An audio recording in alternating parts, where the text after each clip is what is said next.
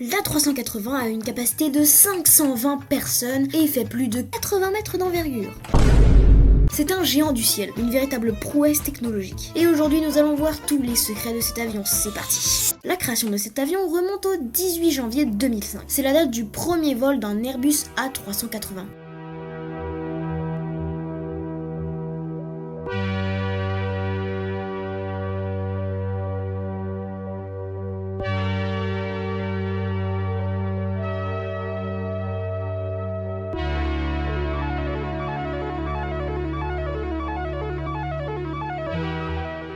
Mais les ingénieurs de chez Airbus sortaient de 10 ans de conception et de tests. À sa sortie, l'extrado, c'est la partie supérieure de l'aile, faisait de micro-fissures. Pose, le carburant de l'avion est stocké dans les ailes. L'avion pesait 248 tonnes au sol. Forcément, ce poids pouvait abîmer les ailes. Mais ce problème fut vite résolu, en employant d'autres matériaux. On teste même directement les ailes dans les usines. Ça fait mal, starfoula. En gros, l'Airbus A380 a été vendu 254 fois à un prix de 445,6 millions de dollars. En gros, grâce à leur vente, ils ont fait 113,18 milliards de dollars. C'est juste énorme. L'Airbus A380 est une véritable prouesse technologique. Ses moteurs offrent une puissance de 355 kN.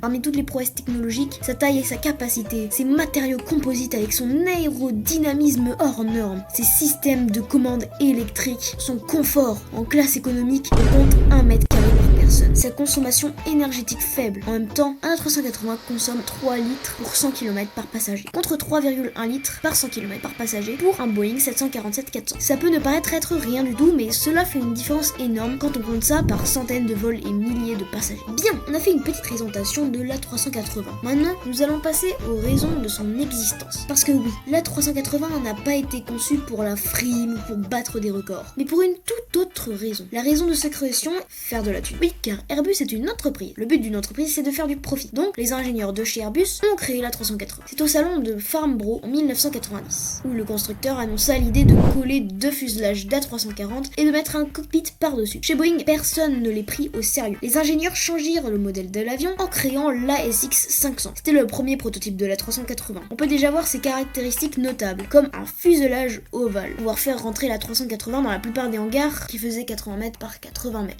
Mais cela n'a pas empêché l'A380 d'être luxueux et de proposer beaucoup de place. L'A380 est aussi remarquable par sa conception hors norme. En effet, l'assemblage d'un A380 n'est pas de tout repos. Tout d'abord, l'A380 est un avion européen et ses pièces sont fabriquées partout dans le monde. En effet, les compagnies commencent par commander l'avion. Ensuite, un bateau, le Ville de Bordeaux, un navire spécialement conçu à cet effet, qui commence par prendre les parties avant et arrière du fuselage en Allemagne. Il prend ensuite les ailes en Grande-Bretagne. Ensuite, il prend le cockpit à Saint-Nazaire. Tandis que le nez, construit en Picardie, se fait livrer par un avion pour que le bateau le prenne en cargaison. Le bateau va finalement à Toulouse. Pendant ce temps, les gouvernes sont récupérés en Espagne pour le relivrer à Toulouse. Et le chemin se finit en semi-remorque. Oui, comme vous l'avez vu, l'A380, en plus d'être merveilleux et grand partout, il l'est aussi dans sa conception. Mais attention, l'avion n'est toujours pas fini. Il manque la dernière étape, la peinture. Car à ce stade, seule la gouverne, c'est-à-dire la partie arrière de l'avion, est peinte aux couleurs de la compagnie. L'A380 se fait donc transporter jusqu'en Allemagne, où on l'aménage et où on le peint. Bon, dans cette vidéo, je n'ai pas tout abordé, mais c'est déjà impressionnant. Je redonnerai d'autres détails dans d'autres vidéos. Allez, je vous fais pas la chanson. Ciao!